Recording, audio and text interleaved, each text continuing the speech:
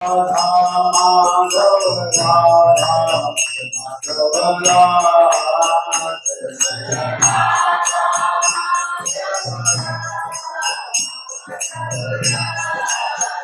जय जय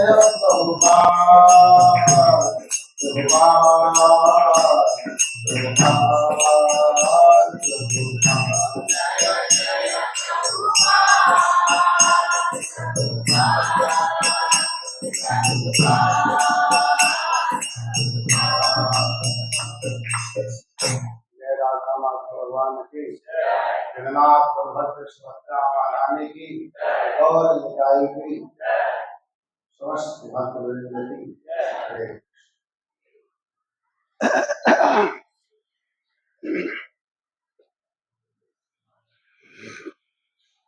नमोऽयं विष्णुपादाय कृष्णप्रेष्ठाय भूतले श्रीमते भक्तिवेदान्त स्वामीति नामिने। नमस्ते सारस्वती देवी गौरवाणी प्रचारिणे निर्विशेष शून्यवादी पाश्चात्य देशकारिणे। वन्देऽहं श्रीगुरोः श्रीयुतपदकमलं श्रीगुरोन् वैष्णवांश्च श्रीरूपं साग्रजातं सहगण रघुनाथान्वितां श्रीवं साद्वैतं सावधूतं परिजनसहितं कृष्णचैतन्यदेवं श्रीराधा कृष्णपादां ललिता श्रीविशाखान्वितां।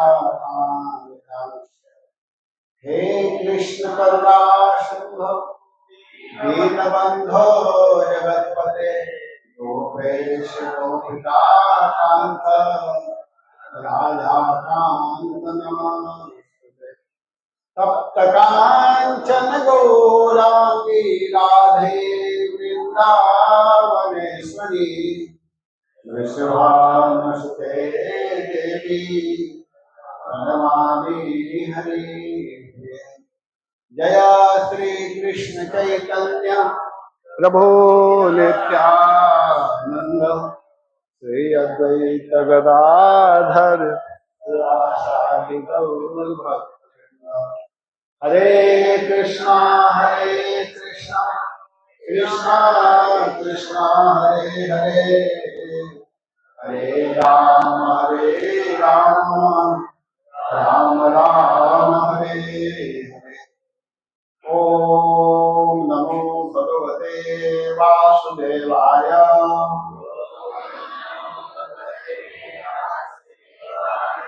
ओम नमो भगवते वासुदेवाय।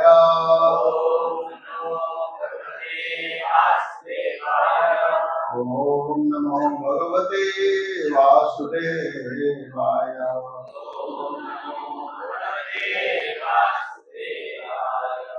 हरे कृष्णा।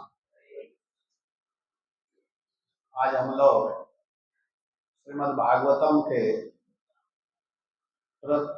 प्रथम स्कंद के 6वां अध्याय के 35 नंबर के श्लोक पर विचार करेंगे।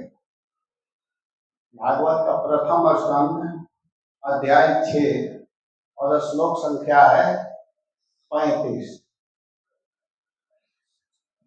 ये श्लोक नारद जी बोल रहे हैं। नारद जी कोई साधारण भक्त नहीं है। नारद जी बहुत बड़े आचार्य हैं और नारद जी जिसके ऊपर कृपा कर देते हैं, अर्थात नारद जी का दर्शन अगर कोई कर लेता है तो वह व्यक्ति निश्चित रूप से भगवान को प्राप्त करता है। नारद जी से दर्शन का मतलब कि आप भगवान को प्राप्त करेंगे, इसमें कोई शंका नहीं है। नारद जी एक बहुत बड़े आचार्य हैं, गुरु हैं।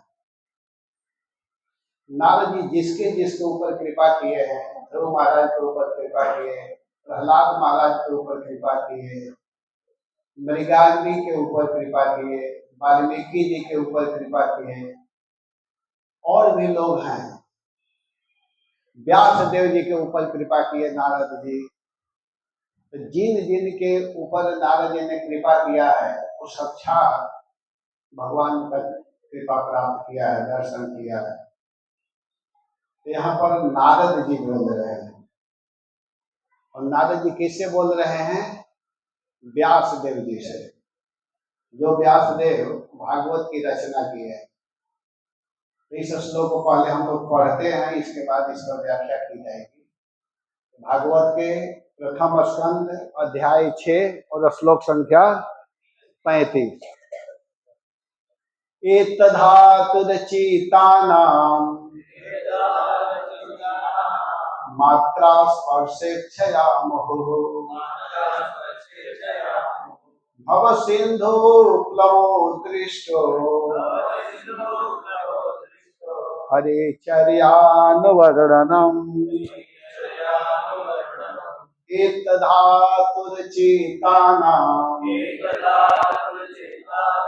मात्रा स्पर्शेच्छया मुहुः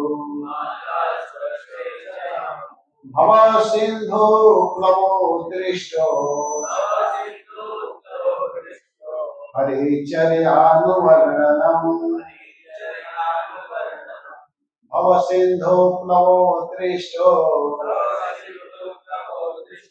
हरे चर्यानुवर्णनम्।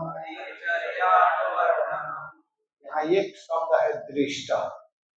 दृष्ट बड़ा महत्वपूर्ण शब्द है। नारद जी कह रहे हैं कि मैंने देखा है। दृष्ट माने मैंने अनुभव किया है।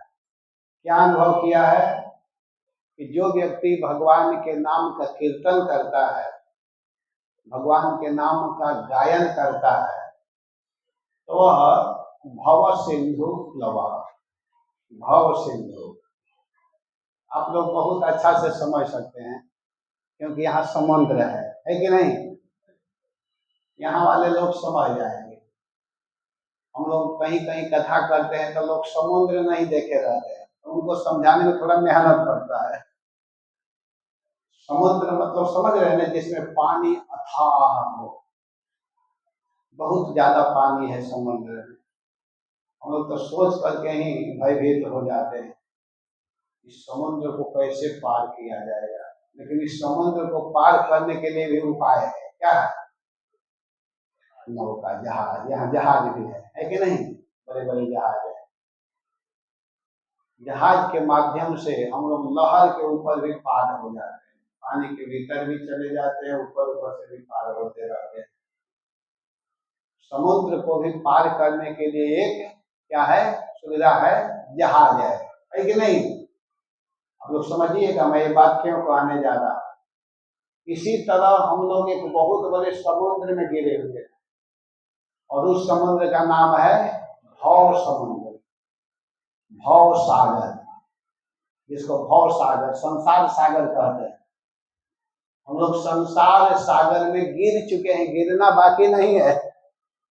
जितने लोग यहाँ हैं सब लोग गिरे हुए हैं, और भी बाहर वाले तो और ज्यादा गिरे हैं। यहाँ वाले तो पार भी हो जाएंगे, लेकिन बाहर वाले पार होना बड़ा मुश्किल है। भव सिंधु, भव सागर, संसार सागर में हम लोग गिर चुके हैं। तो क्या इसी संसार में फंसे रहें, समुद्र से निकला ना जाए? जो इस संसार में ही फंसा रहेगा उसको बुद्धिमान नहीं कहा जाता है। बुद्धिमान उसको कहा जाता है कि जो इस संसार सागर से पार हो जाए। तो संसार सागर से पार कैसे हुआ जाएगा? पार होने के लिए उपाय क्या है? साधन क्या है? क्या मार्ग है जिससे हम पार हो सके? तो कहा गया है कि हरिचर्यानुवर्णनम। हरिचर्या, हरिचर्चा। हरि, हरि कहते हैं भगवान को। हरि, हरि माने भगवान। भगवान की चर्चा, चर्चा माने संवाद, एक दूसरे को कहना, और कोई अच्छे भक्त कह रहे तो उसको सुनना, इसको हरि चर्चा कहते हैं। प्रभुपाद जी बड़ा सुंदर नाम दिए, कृष्ण भावना भावी, कृष्ण भावना अमृत, कृष्ण भावना भावी, अंतरराष्ट्रीय श्री कृष्ण भावना अमृत संघ हम लोगों का संस्था का नाम है ना। तो कृष्ण भावना भावित हम कैसे होंगे? जब हम हरि की चर्चा करेंगे। भगवान की चर्चा को हरि चर्चा कहते हैं। तो नारद जी कह रहे कि अगर जिसको भव सागर से पार होना है, संसार सागर से पार होना है, तो उसको क्या करना पड़ेगा कि हरि चर्चा करना होगा। मोह, कोई पूछेगा कितने बार? एक बार जब कर लोगे तो हो जाएगा, या एक दिन संडे को मंगला आरती आ जाएंगे या कथा सुनेंगे तो काम चल जाएगा एक दिन हफ्ता में? करे नहीं, मोह, मोह माने बारंबार, एक बार नहीं, कितने बार? बारंबार। किसी किसी के दिमाग में होगा कि चलो महीना में एक संडे को हम चले जाएंगे, या सप्ताह में चले जाएंगे, एक वर्ष में चले जाएंगे। तो कह रहे कि नहीं, भव सागर को पार होना है तो बारंबार, बार बार भगवान की चर्चा करनी होगी, बार बार भगवान की कथा सुननी होगी, तब व्यक्ति भव सागर से पार हो सकता है। इस बात को नारद जी व्यास देव जी के सामने क्यों कहने लगे? क्या कारण था इन सब बातों को कहने का? कारण यह था कि नारद जी एक दिन व्यास देव जी के पास आए। व्यास देव जी बैठे हुए थे और नारद जी आए, क्योंकि नारद जी एक जगह नहीं रहते हैं, सब जगह घूमते रहते हैं, प्रचार करते रहते हैं, विचरण करते हैं। तो जब नारद जी आए, नारद जी को देख करके व्यास देव जी प्रणाम किए। नारद जी जब उनके पास पहुंचे तो उनको देख करके प्रणाम किए, और प्रणाम किए तो नारद जी समाचार पूछने लगे। कहते हैं कि व्यास देव तुम ठीक हो ना, कोई दिक्कत नहीं है ना, कोई समस्या नहीं है ना? तो व्यास देव जी कहते हैं नहीं नहीं, मैं ठीक हूं। नारद जी कहते हैं कि नहीं, आप ठीक नहीं लग रहे हैं, आप बोल रहे हो कि मैं ठीक हूं, लेकिन आप ठीक नहीं हो। नहीं, मैं तो ठीक हूं। नारद जी कहे ना, आप ठीक नहीं हो। जैसे हम लोग आजकल के लोगों से पूछते हैं आप ठीक हो, तो लोग कहते हैं हाँ, लेकिन कोई ठीक नहीं है, सब बीमार पड़े हुए हैं। नारद जी कहते हैं कि आप ठीक नहीं हो, बताओ क्या समस्या है, क्या रोग है? तुमको देखने से लग रहा है कि तुम उदास हो, तुम्हारा मुख उदास दिखाई दे रहा है। उदासी का क्या कारण है? आप उदास लग रहे हो, आप बताइए उदासी का क्या कारण है? तो व्यास देव जी कहते हैं कि आप डॉक्टर हैं तो आप बताएंगे ना कि मैं उदास क्यों हूं। आजकल हम लोग डॉक्टर के पास जाते हैं तो डॉक्टर पूछता है क्या रोग है बताओ। अरे भैया, जब हमको रोग मालूम रहेगा तो तुम्हारे पास क्यों आऊंगा? मेडिकल से जाकर के दवाई लेकर खा लूंगा ना। आप डॉक्टर हो तो आप बताओगे ना।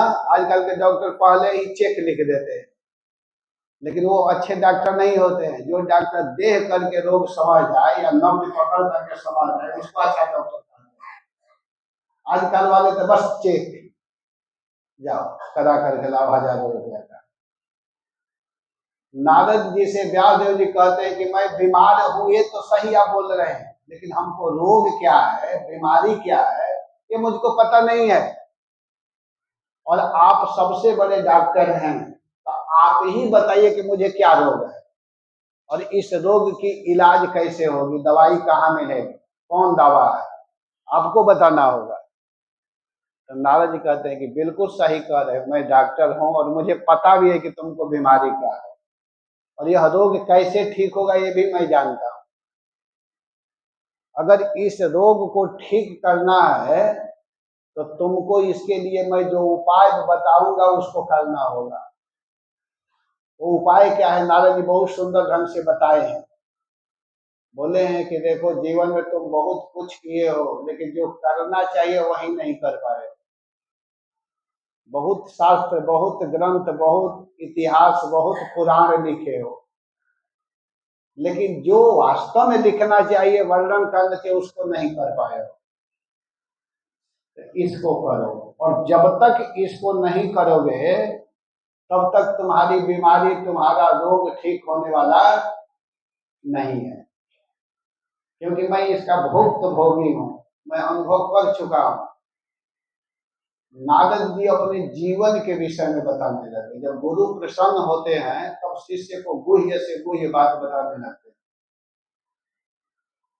गुरु जिसके ऊपर खुश हो जाते हैं तो अपने शिष्य को अपनी अनुभव बताने लगते हैं।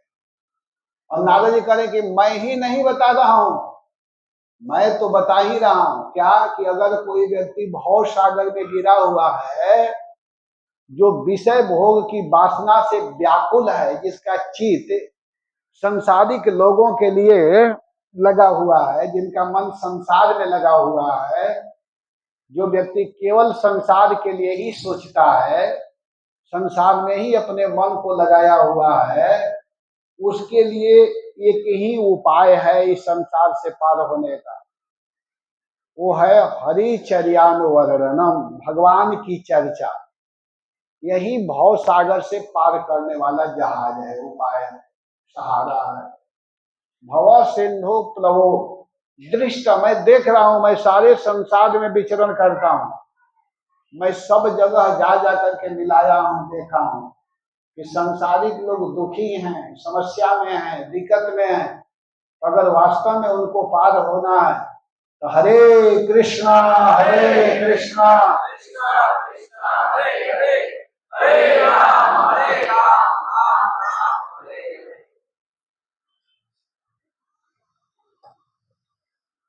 भगवान के नाम गाना होगा भव सागर से पार होने के लिए। और इस बात को केवल नारद जी नहीं बोल रहे हैं, इस पर बड़े बड़े महात्माओं का विचार है। जो वास्तव में संसार का अनुभव कर लिया है, वो बोला है, इस पर प्रवचन किया है, केवल नारद जी नहीं किए हैं। वैष्णव में जो सर्वश्रेष्ठ हैं, वैष्णवा नाम यथा शंभु, वैष्णव में श्रेष्ठ हैं कौन? शंकर जी। भागवत में सुत गोस्वामी जी कह रहे हैं शौनक आदि ऋषियों से कि निम्नगा नाम यथा गंगा, देवा नाम अच्युतो यथा, वैष्णवा नाम यथा शंभो, पुराणा नाम इदम्बा। नदियों में श्रेष्ठ गंगा जी हैं और देवताओं में श्रेष्ठ कौन है? विष्णु है। और जितने ग्रंथ है उन ग्रंथों में श्रेष्ठ श्रीमद् भागवतम है। वैसे ही वैष्णवों में महान कौन है? शिव जी हैं, शंकर जी। तो शंकर जी भी बता रहे हैं कि वास्तव में कोई सत्य वस्तु है जिसके आश्रय में हम लोग जा सके, जिनके सानिध्य में बैठ सके, जिनको गा सके, तो भगवान की भक्ति है, भगवान का नाम है। और वो शंकर जी किससे बोल रहे हैं? अपनी पत्नी से।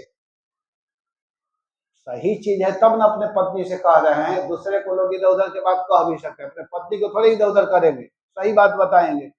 एकांत में कोई नहीं है और अपनी पत्नी से शंकर जी कह रहे हैं कि हे पार्वती, मैं अपने संपूर्ण जीवन का तुमको अनुभव बता रहा हूं कि किसके शरण में रहना चाहिए, किसके विषय में गाना चाहिए, किनकी बात सुननी चाहिए, ये अपने जीवन का अनुभव बता रहा हूं। शंकर जी बोलने लगे, कहते हैं कि उमा कहूं मैं अनुभव अपना,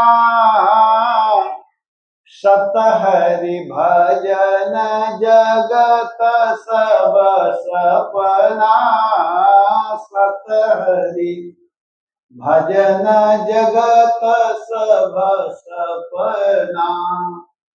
उमा कहूं मैं अनुभव अपना, उमा कहूं मैं अनुभव अपना, सतहरि भजन जगत सब सपना, सतहरि भजन जगत सब,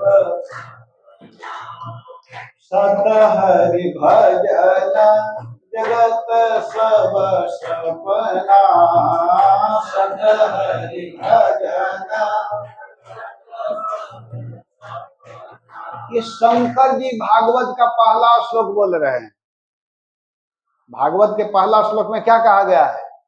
सत्यम परम धीमहि जन्माद्यस्य यतोऽन्वयादितरतः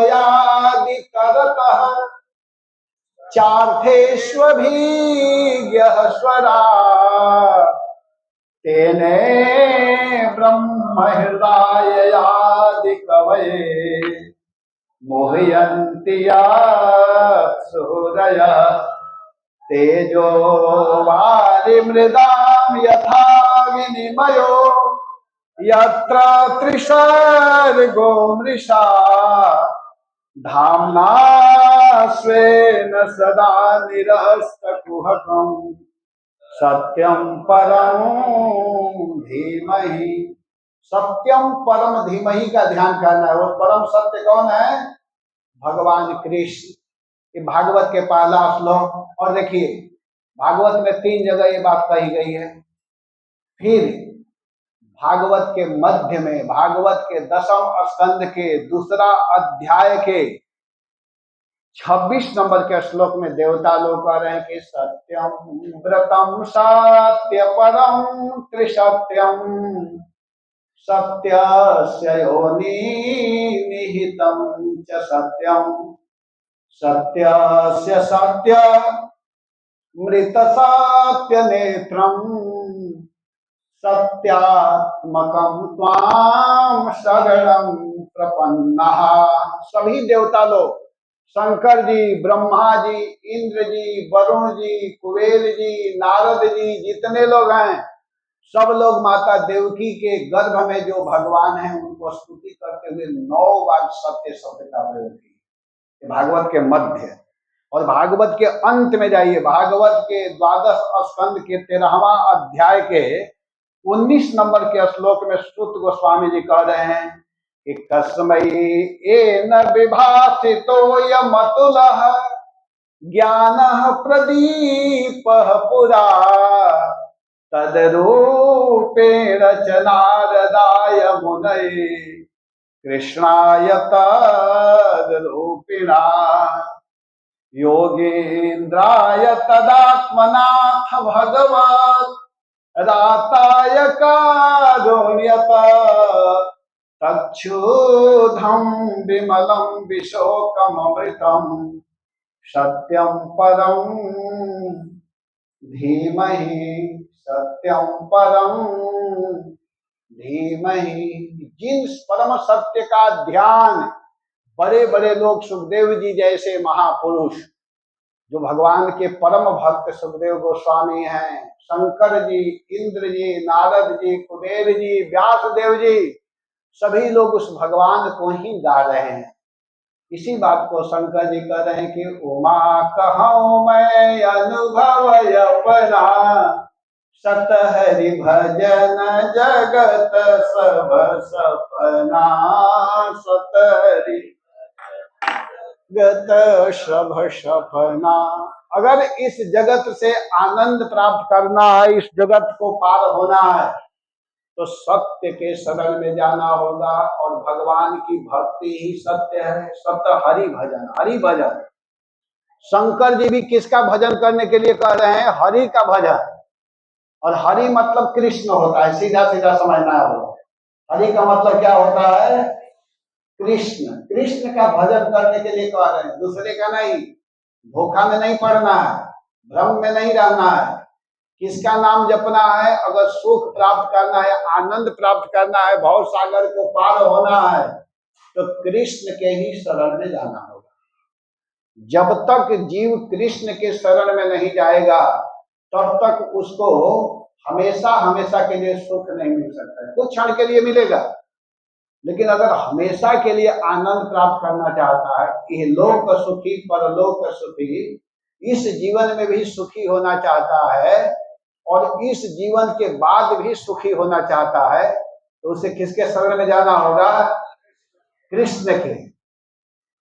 जहां भी रहो, जिस देश में, जिस वेश में, परिवेश में रहो, कहीं भी रहो, लेकिन भगवान का नाम जपो। कृष्ण का नाम जपो तभी आप सुखी हो सकते हैं। कितने लोग बोल दिए? नारद जी और शंकर जी।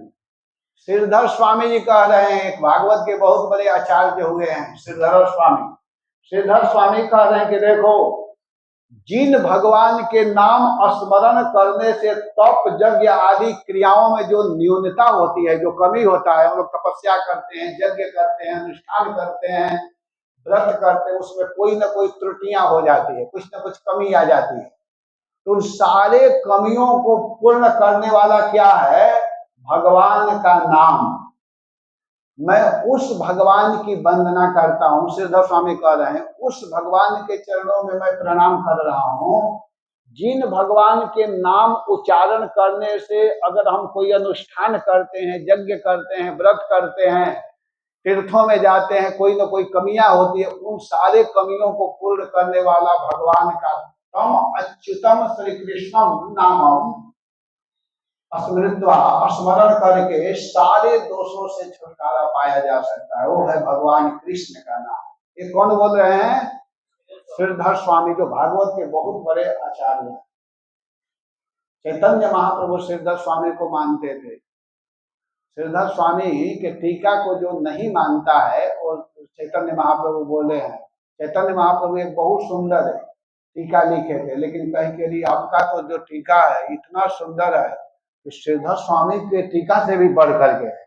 गंगा जी में जा रहे तो सीधे डाल दिए उसको गंगा। कहे कि श्रीधर स्वामी ऐसे आचार्य की बात कर रहे हो? श्रीधर स्वामी इतने प्रमाणिक आचार्य है, बहुत अच्छे टीका लिखे हैं भागवत, बहुत कम में सारा बात कह देते हैं, वो ज्यादा नहीं लिखते हैं, लंबा संक्षेप में सब कुछ कह देते हैं। वो कह रहे हैं कि अगर वास्तव में आनंद प्राप्त करना है, या आपके कोई भी यज्ञ आदि होता है उसमें कोई भी कमी है, तो उसका पूरा करने वाला भगवान का नाम है। अपना अनुभव बता रहे हैं। इसके बाद में भगवान कृष्ण खुद, जब द्रौपदी जी भगवान को पुकारती हैं, यद गोविंदे की चिक्रोशो कृष्णा मामलोरवासिनाम ऋणम एतत् प्रविधा में हृदया नाप सरपति। महाभारत का यह श्लोक है। भगवान कृष्ण कहते हैं कि मैं दूर में था और द्रौपदी जोर जोर से मेरे नाम का उच्चारण की, भैया कृष्ण, हे द्वारिका के नाथ, आकर के आप रक्षा कीजिए, मैं बहुत दुखी हूं, कृपा करके आप हमारी रक्षा कीजिए। तो भगवान कहते हैं कि इस शब्द को, यह करुणा युक्त शब्द को मैं सुन करके आज तक उस क्रंदन, उस शब्द से मैं छुटकारा नहीं हो पाया। अर्थात द्रौपदी जो दुखी अवस्था में मुझको स्मरण की, करुण स्वर में मुझको पुकारी, तो वह शब्द आज भी मेरे कान में गूंजता रहता है, और उस ऋण से मैं मुक्त नहीं हो पाया। हमारा भक्त अगर मुझको पुकारता है, बुलाता है, कहता है हे कृष्ण, हे द्वारिका नाथ, हे श्याम सुंदर, तो यह जो शब्द है मेरे कान में जब पड़ता है तो मैं उसका ऋणी हो जाता हूं। मेरे हृदय से उसका बाहर कभी एक क्षण के लिए भी बाहर नहीं जाता। इतना महत्वपूर्ण वो शब्द है। भगवान से भी बढ़ करके अगर कोई चीज है तो वह है भगवान का नाम। कहाँ कहो लगी नाम बड़ाई, राम न सकहि नाम गुण गाई। अगर आपसे कोई पूछे कि भगवान से बड़ा कौन है, तो आप निसंकोच कह सकते हैं कि भगवान का नाम।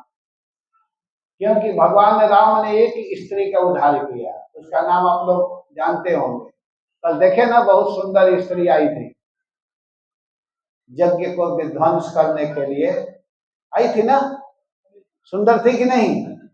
वो सही में सुंदर थी, बहुत सुंदर, देखने में कितनी अच्छी लग रही थी।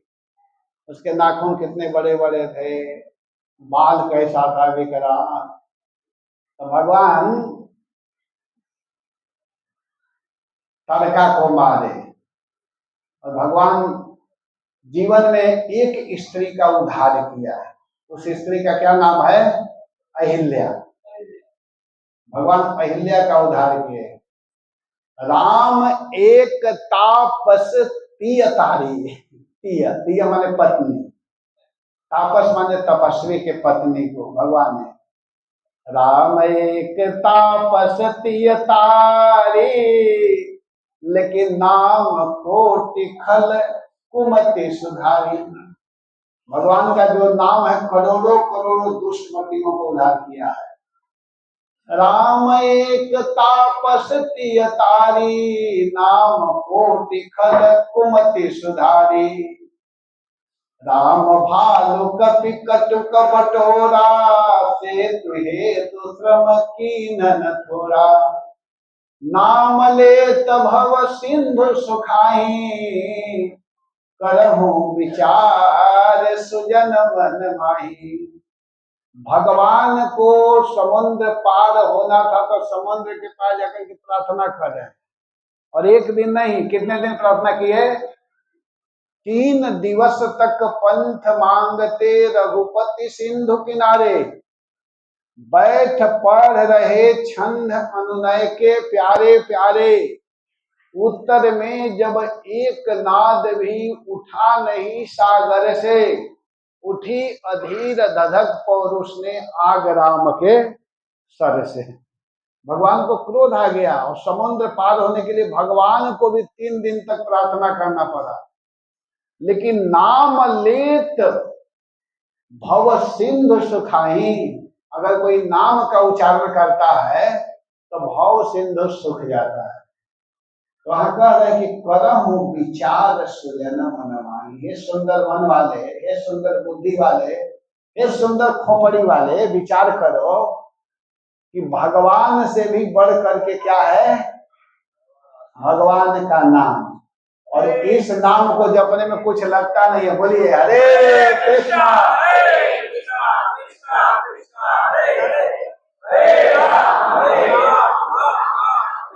इस नाम का उच्चारण करते रहना चाहिए, हमेशा गाते रहना चाहिए। जब मौका मिले, जहां मौका मिले, जिस स्थिति में मौका मिले, गाना चाहिए, क्योंकि इसी से हम लोग आनंद को प्राप्त कर सकते हैं। इसी में सब कुछ है। भगवत नाम गा करके परम आनंद को कर सकते हैं, क्योंकि श्री हरि नाम संकीर्तन से तीनों तापों का विनाश हो जाता है। भगवान के नाम गाने से 3 प्रकार के जो ताप होते हैं, दैहिक, दैविक, भौतिक तापा, आदि दैविक, आध्यात्मिक, आदि भौतिक जो ताप है, इन तीनों तापों को दूर करने वाला केवल भगवान का नाम है और कोई दूसरा नहीं है। इसको करना पड़ेगा। और इतना ही नहीं, फिर यहाँ पर सुखदेव गोस्वामी कम थोड़े हैं। जब सब लोग अपना अपना अनुभव बता रहे हैं तो सुखदेव गोस्वामी भी बोलने लगे, कह रहे भैया मेरा भी अनुभव सुन लो। सुखदेव जी भागवत बहुत अच्छे वक्ता है। तो सुखदेव जी कहते हैं कि ये है भागवत के 2 स्कंद के 1 अध्याय के 11 नंबर का श्लोक है, 2:1-11। कहते हैं कि एतद निर्वेद्यमानानां इच्छताम कुतो भयम्, योगिनां नृपनिर्णीतं हरे नामानुकीर्तनम्। हरे कृष्णा। मैं जगाने के लिए भी कभी कभी बोल रहा हूँ, कुछ लोग सो भी रहे हैं, बहुत सुंदर विमान में बैठ गए हैं, नींद तो आएगी ना, लेकिन कोई चिंता करने की जरूरत नहीं है। इसमें सो भी जाएंगे तो पहुंच जाएंगे, इतना सुंदर विमान है। भगवान की कथा में कोई सो भी जाता है आकर के तो पहुंच जाता है जहां पहुंचना है, लेकिन थोड़ा जगेंगे तो और अच्छा रहेगा। ऐसे सब लोग जगे हैं, 1-2 लोगों को थोड़ा नींद आ रही है। सुखदेव जी बोल रहे हैं, क्या बोल रहे हैं? एतद निर्वेद्यमानानां इच्छताम कुतो भयम्, योगिनां नृपनिर्णीतं हरे नामानुकीर्तनम्। अनुकीर्तनम, हरे नामानु, अनु अनु माने बारंबार। एतद निर्विद्यमानानां, यह निर्णीत, यह कोई ऐसा वैसा नहीं, समझिए कि एकदम शोधित विषय है। और भगवान का नाम किसके लिए है? प्रश्न होगा कि क्या साधुओं के लिए है? ये नाम किसके लिए है? तो कह रहे कि जो लोग लोक या परलोक की किसी भी वस्तु की इच्छा रखते हैं। देखो, अगर कोई लोक की इच्छा करता हो या परलोक की इच्छा करता हो, लोक चाहता हो या परलोक चाहता हो, कोई चाहता है ना कि मैं लोक में सुखी रहूं, संसार में मुझे सुख मिले। जो संसार में भी सुख चाहता है या संसार के बाद सुख चाहता है, ध्यान देना आप लोग, भगवान के नाम सबके लिए है। जो लौकिक सुख चाहता है उसके लिए भी है और जो पारलौकिक सुख चाहता है उसके लिए भी है। या इसके विपरीत, जो संसार में दुख बुद्धि करके, कुछ लोग ऐसे हैं कि संसार में दुख बुद्धि कर लेते, अरे संसार रहने लायक नहीं है, संसार नहीं है रहने का, क्या कि यहाँ दुख ही दुख है सहने का। पसीना हो तो समस्या, ठंड लगे तो समस्या, भूख लग गई तो समस्या, ज्यादा खा लिए तो समस्या, है कि नहीं? कैसे पचेगा? पाचक नहीं है, ज्यादा खा लिया, हमारे रसगुल्ला ज्यादा खा लिया, पनीर मिठाई क्या क्या खा लिया, भारी पेट हो गया। अरे क्यों खाया?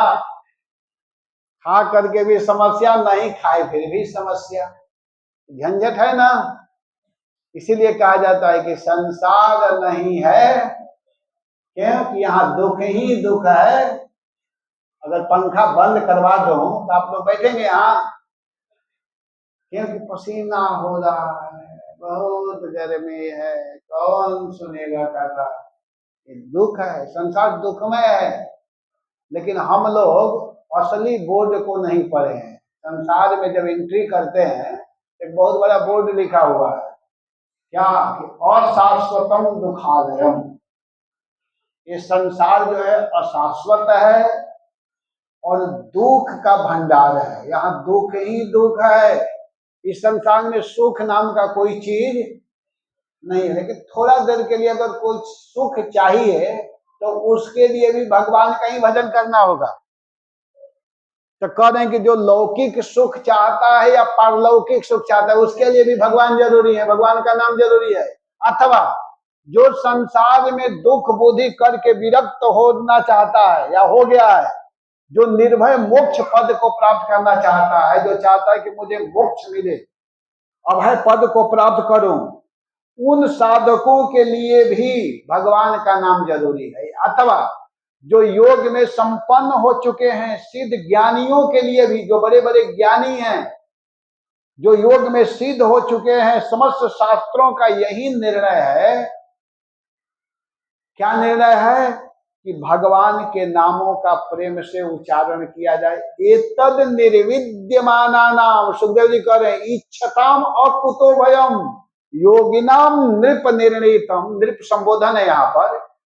सुखदेव गोस्वामी महाराज परीक्षित को कथा सुना रहे हैं, तो कह रहे हैं कि हे राजन, हे नृप, हे महाराज, हे परीक्षित, ये बड़े बड़े साधकों का निर्णय है, शोधन किया गया है, शोधित विषय है कि हरे नामानुकीर्तन, हरि का कीर्तन किया जाए। हरे कृष्णा कृष्णा कृष्णा हरे हरे, हरे राम इस सबका एकदम अनुभव है, वास्तव में अनुभव है। हम लोग भी अनुभव किए हैं जीवन में कि अगर सुख चाहिए कहना पड़ता है, कभी कभी लोगों को समझाने के लिए बताना पड़ता है। ऐसे कभी कभी लगता है कि ना बताया जाए, लेकिन बताना पड़ता है कि हम लोग जिस रूप में भजन करना चाहिए उस रूप में कर नहीं पाते। थोड़ा सा भजन करते हैं तो इस संसार में भी सुख मिल रहा है, खाने को मिलता है, पहनने को मिलता है, घूमने को मिलता है कि नहीं?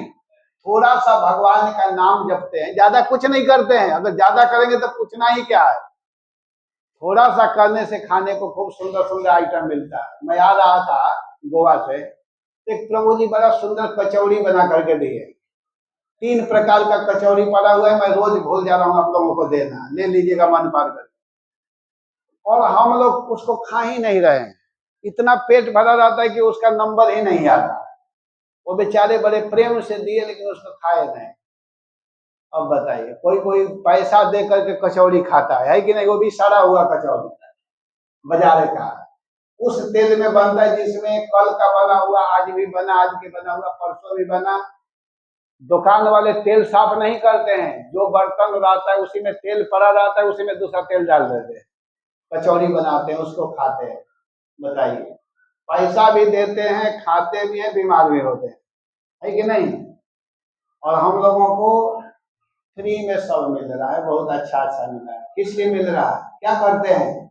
ये हरि के थोड़ा सा चर्चा कर देते हैं, और क्या करते हैं? थोड़ा सा भगवान के विषय में बोल देते हैं। तो जिसको वास्तव में सुख चाहिए, संसारिक सुख चाहिए या पारलौकिक, इस संसार के बाद वाला सुख चाहिए, तो उसे भी भगवान का ही भजन करना होगा। कोई चाहे कि बिना भगवान के भजन की हमको सुख मिले, तो सुख नहीं मिलेगा। भले मूर्खता बस आप फंसे हुए हैं, लेकिन सुख नहीं है, केवल दुख ही दुख है। इसलिए भगवान के शरण में रहिए। इन सब श्लोकों का भाव यही है, कि सुखदेव गोस्वामी का मत है। तो इतना सुनते सुनते नारद जी फिर यहाँ पर फिर व्यास देव जी से कहने लगे। ये भागवत के पहला स्कंद के 5वां अध्याय के 22 नंबर के श्लोक में कह रहे हैं। ये मैं क्यों नंबर बता रहा हूं कि आप लोग प्रमाण के साथ समझिएगा। प्रमाण हम लोग देते हैं कि किसी को समझाने में, बताने में सुविधा रहेगा। फिर नारद जी कहते हैं कि देखो, इदम ही पुंसः तपसः कृतस्य वा श्रेष्ठस्य सुप्तस्य च बोधिदत्तयोः अविच्युतोऽर्थं कविभिः निरूपितो यदोत्तमश्लोकगुणानुवर्णनम्। कह रहे हैं कि विद्वानों ने इस बात का निरूपण किया है कि मनुष्य की तपस्या, वेद का अध्ययन, यज्ञ का अनुष्ठान, स्वाध्याय, ज्ञान और दान का एकमात्र प्रयोजन यही है। स्वाध्याय, दान, यज्ञ आदि का एक ही प्रयोजन है कि पूर्ण कीर्ति श्री कृष्ण के गुण और लीलाओं का वर्णन किया जाए। हम कुछ भी करते हैं, हम दान करते हैं, यज्ञ करते हैं, पढ़ते हैं, जो कुछ करते हैं, वेद का अध्ययन करते हैं, तपस्या करते हैं, तो तपस्या का फल शरीर को सुखवाना नहीं है। तपस्या का फल है कि भगवान को जान जाए और जान करके भगवान के नाम का जप करने लगे। कुछ लोग हैं कि उपवास कर लेते हैं या आग के सामने बैठ जाते हैं, शरीर को जला देते हैं, पानी में खड़े हो जाते हैं, लेकिन अगर भगवान का नाम नहीं जप रहे हैं तो वो किसी काम का नहीं है। श्रम एवं ही केवल तुम परिश्रम कर रहे हो। तपस्या का वास्तविक फल है, यज्ञ का वास्तविक फल है, वेद अध्ययन करने का वास्तविक फल है कि आपका मन भगवान के नाम जपने में लग गया है।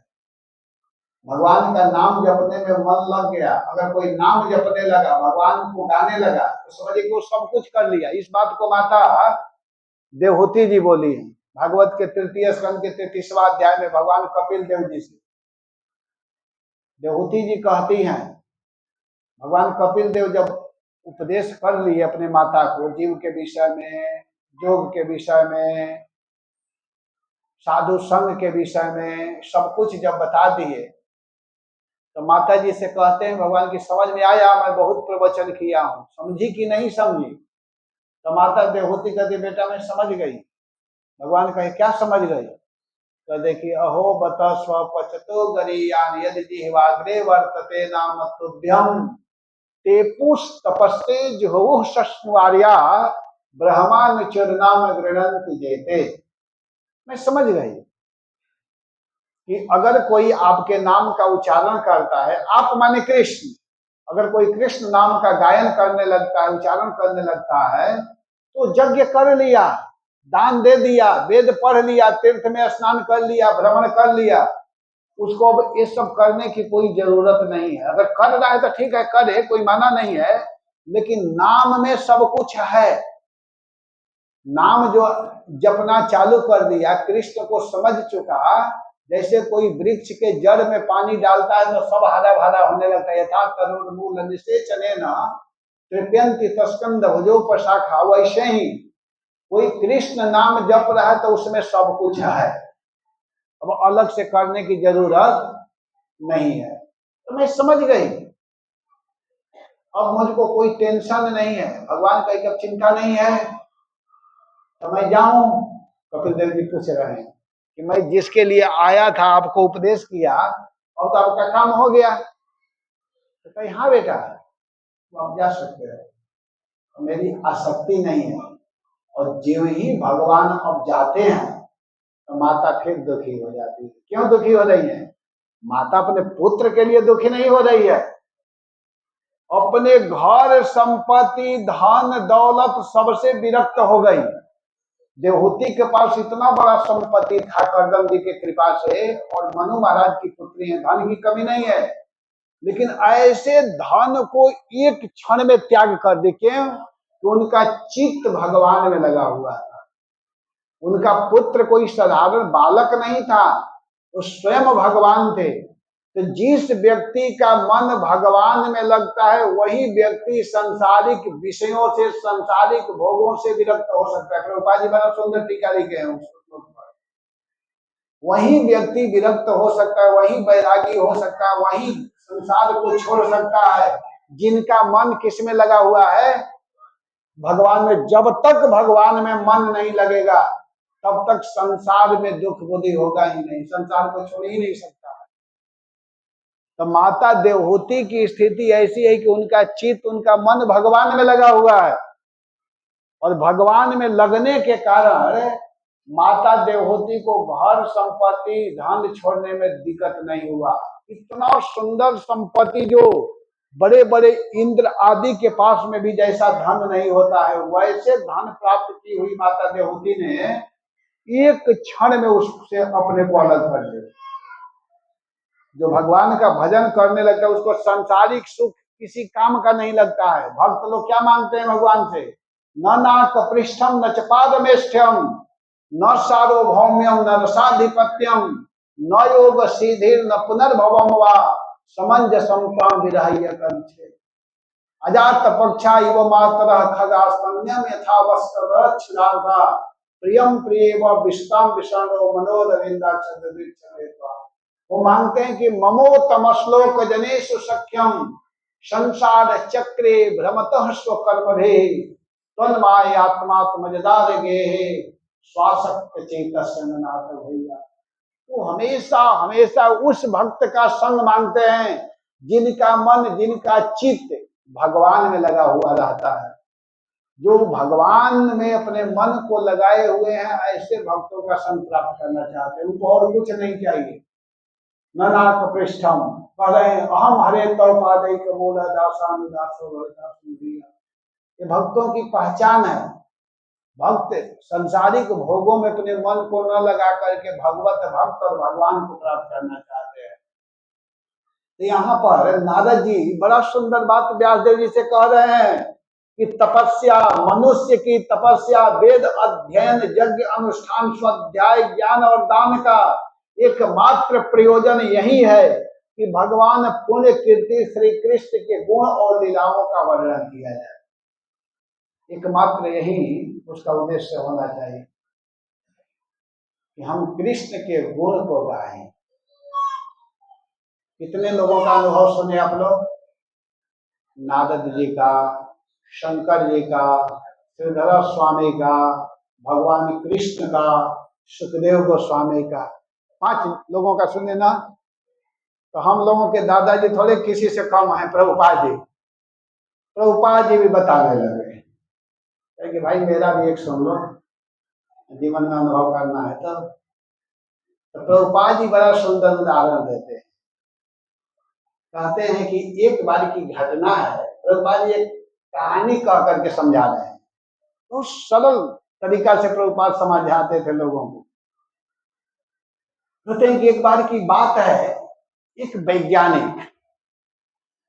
वैज्ञानिक लोग बहुत रिसर्च करते हैं, किसी भी विषय को पढ़ते हैं तो बड़ा उस पर दिमाग लगाते हैं। एक वैज्ञानिक पढ़ करके आया था, बेचारा बहुत कुछ पढ़ा था, और आया तो उसको एक नदी पार करना था। तो उस नदी को पार करने के लिए अब नौका की सहारा लेनी पड़ेगी। और सोचने लगा कैसे पार करूं, तब तक एक नाविक दिखाई दे दी।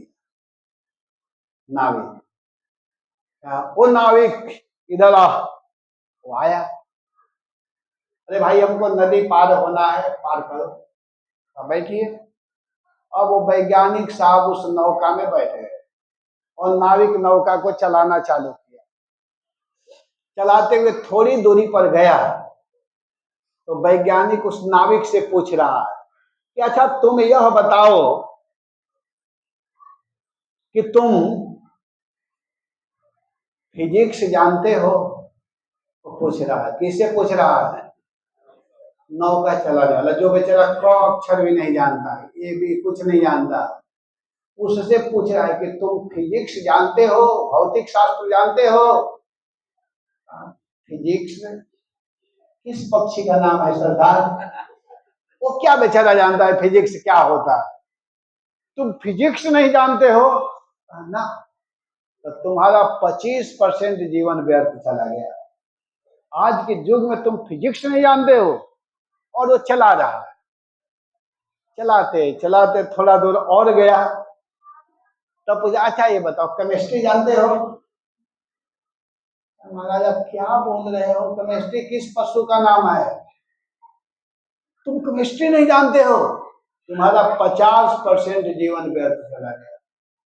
फिर चला रहा, चलाते चलाते थोड़ा और आगे बढ़ा तो अच्छा अच्छा मैथ जानते हो? मैथ? तो महाराज मैं बार बार कह रहा हूँ, आप पता नहीं क्या भाषा बोल रहे हो, बिल्कुल मुझको समझ में नहीं आ रहा है, आप कह क्या रहे हो? मैं ये सब नहीं जानता हूँ। तुम मैथ नहीं जानता है, गणित नहीं जानता है, तुम्हारा 75% जीवन व्यर्थ हो गया है। अच्छा, और वो चला रहा है और थोड़ी दूरी पर गया तो अब नाविक पूछ रहा है उस वैज्ञानिक साहब से, अच्छा आप यह बताइए तैरना जानते हैं? नाविक पूछ रहा है, अच्छा आप तैरना जानते हैं? तो कहा कि ना तैरना नहीं जानते हैं, बस 5 मिनट के लिए लहर आएगा इस नदी में, थोड़ा पानी ऊपर नीचे होने वाला है, उस समय नौका डिस्टर्ब होने वाला है, तो 5 मिनट के लिए हम लोगों को नौका से कूद करके तैरना पड़ेगा, और जब शांत हो जाएगा तो पुनः इसमें बैठ जाएंगे, फिर मैं पार करूंगा। आप जानते हो? ना मैं तो नहीं जानता हूँ, वैज्ञानिक बोला। तो नाविक कहा कि मेरा तो 75% गायब है, तुम्हारा 100% गायब होने वाला है। और उसी समय लहर आया, नाविक तो कूद करके तैरने लगा, लेकिन वो वैज्ञानिक साहब वहीं डूब करके क्या हो गए? हरि बोल खत्म हो गए, तो गायब हो गए। तो प्रभुपाद जी कहते हैं कि और कुछ पढ़ने की जरूरत नहीं है, संसार में बहुत कुछ जानने की आवश्यकता नहीं है। अगर कोई व्यक्ति एक चीज जान लिया है, वो क्या है? हरे नामानो, भगवान को समझ गया, भगवान के नाम को जान लिया और कुछ नहीं भी पढ़ा है तो पार हो जाएगा, वो डूबने वाला नहीं है। लेकिन आप सब कुछ जान गए और एक चीज नहीं जाने, तो आप क्या होंगे? डूब करके, क्योंकि भगवान का नाम अंक है, राम नाम का अंक है। अंक माने 1 2 3 को अंक बोलते हैं। अरे राम नाम का अंक है, सब साधन है शून्य, शून्य माने 0। भगवान का नाम अंक है और जितने साधन है वो क्या है? शून्य, 0। राम नाम का अंक है, सब साधन है शून्य, अंक गए कछु हाथ नहीं, अंक रहे 10 गुण। कहा गया है कि अगर कोई सुबह में उठ करके भगवान के मंगला आरती में आता है, भगवान के सामने आता है, तो आते ही क्या उसको मिल जाता है? अंक 1। उसके कॉपी पर क्या चढ़ता है? 1। और इसके बाद अपने घर का काम करना चालू करता है तो 1 0, अंक के बाद 0, तो वह 0 कितना बढ़ गया? 10 गुना। तीसरा कोई कार्य अपना करने के लिए जाता है तो फिर 1 0 बैठता है, 100 गुना हो गया। तो राम नाम का अंग, भगवान के नाम लेकर के फिर काम करता है तो उसको 10 गुना प्रॉफिट होने लगता है। लेकिन उठते ही काम में लग जाता है, राम को नहीं जपता है, राम को नहीं मानता है, भजन नहीं करता है, तो उसको भी मिलता है जीरो। लेकिन केवल जीरो मिलता है, अंक उसके आगे है नहीं, तो काम तो करता जाएगा, zero zero zero zero zero zero zero, बहुत बड़ा जीरो, और उसी में घुसता रहेगा, निकलता रहेगा भव सागर में। और जो भगवान का नाम जपेगा वो क्या हो जाएगा, हीरो हो जाएगा। आजकल के हीरो नहीं, वास्तविक हीरो, वो भव सागर को पार कर जाएगा आसानी से। वो भी रोटी खाता है, वो भी हवा लेता है, वो भी गाड़ी में घूमता है, लेकिन उसका घूमना, उसका चलना, उसका व्यवहार करना वो भक्ति हो जाता है, क्योंकि अपने केंद्र में भगवान को रखा है। देवताओं में असुरों में यही अंतर है ना, देवता असुर दोनों सम मेहनत किए, सम व्यवहार किए, काम किए समुद्र मंथन में, लेकिन एक को अमृत मिला और एक को क्या मिला, बद्ध हुआ, वो लोग मारे गए, समाप्त हुए। तो महाराज परीक्षित ने प्रश्न किया है कि हे प्रभु, हे गुरुदेव, आप यह बताइए कि मेहनत दोनों किए थे, लेकिन फल में इतना अंतर क्यों? तब सुखदेव जी कहते हैं कि अंतर इसलिए है कि एक भगवान के शरण में है और एक भगवान के शरण में नहीं है, और जो भगवान के शरण में नहीं उनको ही ये सब मिलेगा ना।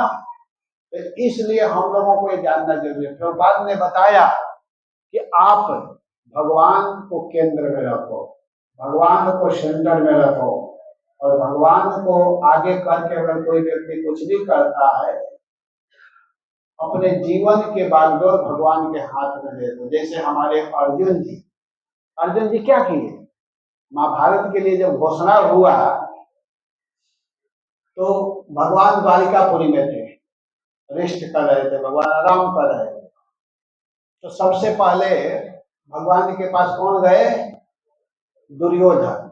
और दुर्योधन गया तो भगवान सोए हुए थे, तो वो उनके सिर के पीछे बैठ गया। सोचा कि मैं उसके पैर में बैठूंगा, उससे मैं किस माने में कहूं। अपने को समधि मानता था, अपने बेटी का विवाह किया था भगवान के लड़का के साथ में, इसलिए वो बराबर मानता था ना, कृष्ण से कम थोड़े अपने को मानेगा। तो पीछे बैठ गया। कुछ देर के बाद अर्जुन जी आए, और अर्जुन जी आए तो भगवान के चरण के पास बैठ करके चरण सेवा करने लगे। भक्त लोगों का अभ्यास होता है सेवा करने का, सेवा करना चाहिए, और सेवा से ही भजन भक्ति होती है।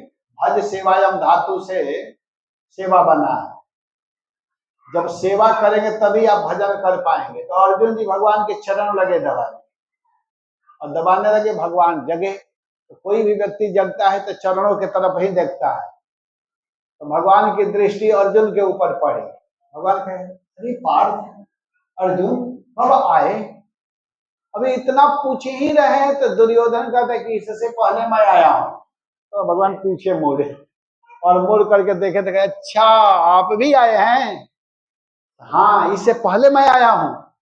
अच्छा अच्छा कोई बात नहीं, आप लोग किस लिए आए हैं? तो दोनों लोग कहे कि हम लोग आपसे कुछ सहयोग लेना चाहते हैं। तो भगवान के ठीक है, लेकिन पहले मौका अर्जुन को मिलना चाहिए, क्योंकि अर्जुन छोटा है, और छोटे व्यक्ति को मौका पहले देना चाहिए मांगने के लिए। तो ठीक है अर्जुन, बोलो आपको क्या चाहिए। अर्जुन कहते हैं, भगवान कहे कि देखो क्या है कि एक तरफ मैं रहूंगा और एक तरफ मेरी यादवी सैनिक है, जो सेना है वो रहेंगे। तो बोलो क्या चाहिए अर्जुन। तो अर्जुन कहते हैं कि हे कृष्ण, हे भगवान, हमको आप चाहिए। इतना सुनते ही दुर्योधन इतना खुश हुआ, कहा कि अब मैं ले जाऊं ना सबको। भगवान कहे ले जाओ। अब वो ले करके चल दिया, बड़ा खुश हुआ कि अच्छा हुआ अर्जुन की बुद्धि मारी गई, अच्छा हुआ। इसको लेकर के क्या करेगा, ये तो कह रहा है कि युद्ध भी नहीं करूंगा, ऐसे लोगों को मुझे कोई जरूरत भी नहीं है। दुर्योधन लेकर के चल दिया।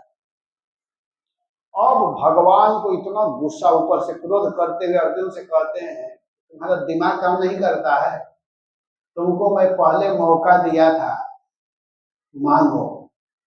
तुमको पता है कि युद्ध होने वाला है, तो युद्ध में आरती थोड़े करनी है, आरती करने से काम चलेगा कि लड़ाई करना होगा। अस्त्र शस्त्र योद्धा पहलवान चाहिए ना, तो सब सेनाओं को मांग लेना चाहिए। तो कितना मूर्ख हो मुझको मांगे।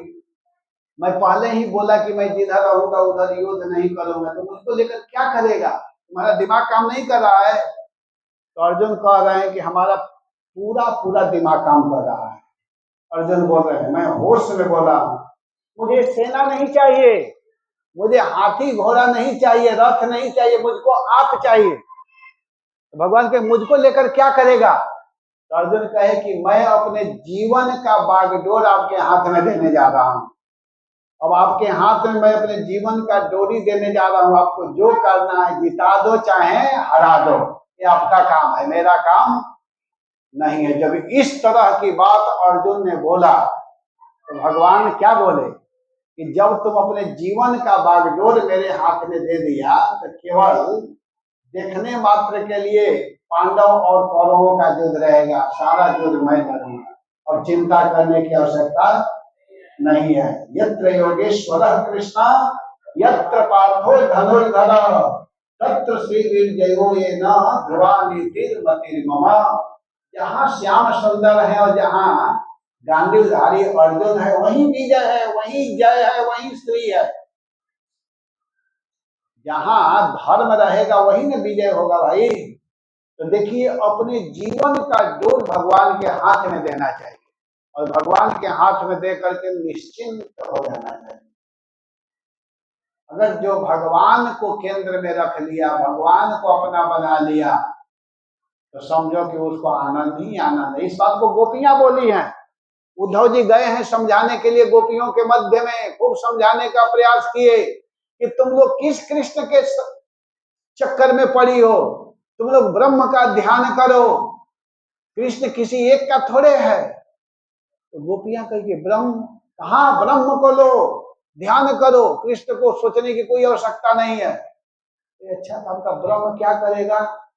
आपके ब्रह्म का हाथ है, पैर है, मुख है? तो नहीं नहीं ये सब नहीं है। तब गोपी कही कि तब ऐसे लगड़े लूल्हे ब्रह्म को लेकर के हम क्या करेंगे?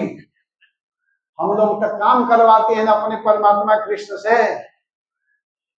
कर बिनु कैसे गाय दुही है हमारे वह, पद बिनु कैसे नाची फिर की रिझाई है। जिनका हाथ ही नहीं है तो कैसे गाय दुहेगा? जिसका पैर ही नहीं हो कैसे नाचेगा? जिसका मुख ही नहीं हो कैसे माखन खाएगा? और उद्धव जानते हो, तुमको पता नहीं है कि कृष्ण हमारे कौन है और मैं कृष्ण का कौन हूं। तो उद्धव कहे कौन हो? तो गोपिया कहती है वो तो है हमारे ही हमारे ही हमारे ही हैं, कृष्ण हमारे हैं, हमारे हैं, हमारे हैं।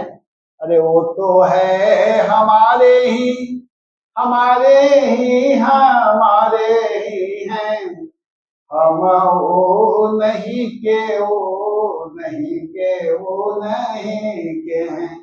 कृष्ण हमारे हैं और हम कृष्ण के हैं। गोपी जन कहते हैं कि वो तो है हमारे ही हमारे ही हमारे ही हैं, हम वो नहीं के वो तो प्रीतम हमारे हैं, हम वो नहीं के वो तो प्रीतम हमारे हैं। हमारे कृष्ण हैं और वास्तव में हम लोगों के कौन हैं? कृष्ण है। भले हम माने या न माने, लेकिन अपना अगर कोई है तो भगवान है। और उस भगवान को जो मान लिया वह जीवन में आनंद का अनुभव किया है। तो यहाँ पर नारद जी व्यास देव जी को बताते हुए कहते हैं, क्या बताते हुए कह रहे हैं? चेताना मात्रा स्पर्श क्षयामो भव सिंधु प्लवो दृष्टो हरिचर्यानुवर्णनम। हे व्यासदेव, अगर वास्तव में तुम आनंद प्राप्त करना चाहते हो, सुखी होना चाहते हो, तो तुम भगवान के विषय में ऐसी रचना करो, भगवान के ऐसे लीलाओं का वर्णन करो कि जिसको सुन करके पढ़ करके व्यक्ति परम आनंद को प्राप्त करे। इसी में आनंद है, इसी में सुख है बेटा व्यास। और इतना कह करके गुरु का जितना काम है उतना ही करना चाहिए। गुरु महाराज अपना जो बात बताना था, मंत्र देना था, वो मंत्र दे दिया। जब तो चेला को करना है ना, गुरु थोड़े करेंगे। जो मंत्र देना था दे दिए। क्या करना है? हरि नामानु कीर्तन, भगवान का कीर्तन करना, भगवान के विषय में लिखो, इधर उधर की बात मत लिखो। दिन भर काम करने से क्या फायदा है जो किसी काम का ना हो। वही कर्म कर्म है, तत्कर्म हरितोषम, जिस काम से भगवान खुश हो जाए, और वही विद्या विद्या जिससे आपकी मति भगवान में लगे। सा विद्या तन्मति रिया। ऐसा ही कर्म करो जिससे भगवान खुश हो, और भगवान खुश होंगे जब भगवान के विषय में गाओगे, लिखोगे, वर्णन करोगे। इतना कह करके नारद जी चले गए। तो निर्गते नारदे सुत भगवान बादरायणी। जब नारद जी चले गए तो भगवान बादरायण अर्थात व्यास देव जी बद्रिकाश्रम में बैठ करके भक्ति योगे न मनसी, अपने मन को भक्ति योग में लगा करके, और एक ऐसे सात्वत संहिता की रचना किए है जिसको सुनने मात्र से, पढ़ने मात्र से व्यक्ति का मन कृष्ण में लगने लगता है। वो क्या है? वो क्या है कि यस्याम वै स्त्रीयमाणायाम कृष्णे परम पुरुषे भक्ति ही उत्पद्यते पुंसः शोक मोह भयापहा। जिनको सुनने मात्र से, वो किसका वर्णन है? तो भगवान कृष्ण के, यस्याम वै श्रूयमाणायाम कृष्ण परम पुरुष, जो परम पुरुष भगवान कृष्ण, उनके विषय में अगर कोई सुनता है तो कृष्ण के विषय में सुनने से उसके हृदय में भक्ति उत्पन्न हो जाती है। भक्ति उत्पद्यते, भक्ति उत्पन्न होती है, और भक्ति उत्पन्न होते ही शोक मोह भयापहा। शोक, जो भूतकाल में कोई घटना हो गई है और उसको याद करके हम दुखी होते हैं, वो दूर होता है। मोह माने जो वर्तमान कालिक दुख है वो भी दूर हो जाता है, और भय जो भविष्य में आने वाला है वो सारा समस्या दूर। क्या करने से? हरे कृष्णा कृष्णा कृष्णा कृष्णा हरे हरे, हरे राम राम राम। भगवान के नाम गाना है। अपने जीवन को अगर आनंदमय बनाना है तो भगवान के शरण में रहिए। और आप लोग इतने भाग्यशाली हैं कि प्रभुपाद के मिशन से जुड़े हुए हैं। इतने सुंदर भक्त हमारे यहाँ पर प्रचार कर रहे हैं। यहाँ जुटे रहिए और लोगों को पकड़ पकड़ करके लाइए कि कहाँ संसार में भटक रहे हो। चलो तुम लोगों को एक ऐसे विमान में बैठाने के लिए ले जा रहा हूँ जहाँ बैठते ही भगवत धाम की प्राप्ति होती है। यहाँ लाना चाहिए और ज्यादा से ज्यादा लोगों को भगवान से जोड़िए और भगवान से अपना संबंध बना करके रखिए। भगवान तो हम लोगों को अपना मान रहे हैं, लेकिन हम लोग उनको नहीं मान पा रहे हैं। ये मानना पड़ेगा, और जब मानेंगे तब यह लोक सुखी परलोक सुखी। इस जीवन में भी सुख का अनुभव करेंगे और इस जीवन के बाद में भी। और अपने अपने बच्चों को भी लाना चाहिए। और माता पिता का सबसे अच्छा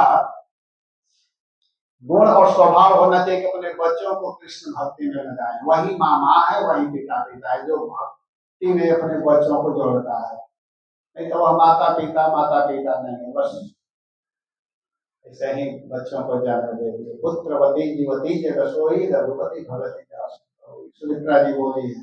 वही माँ है जो अपने संतान को भगवान के भक्ति में लगाती है।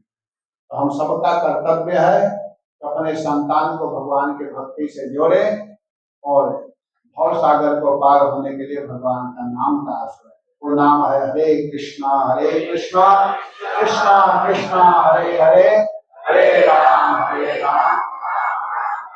जय श्री प्रभुपाद। शाम को भी कथा हो रही है, आप लोग बोलेंगे? बता दीजिए प्रभु कुछ।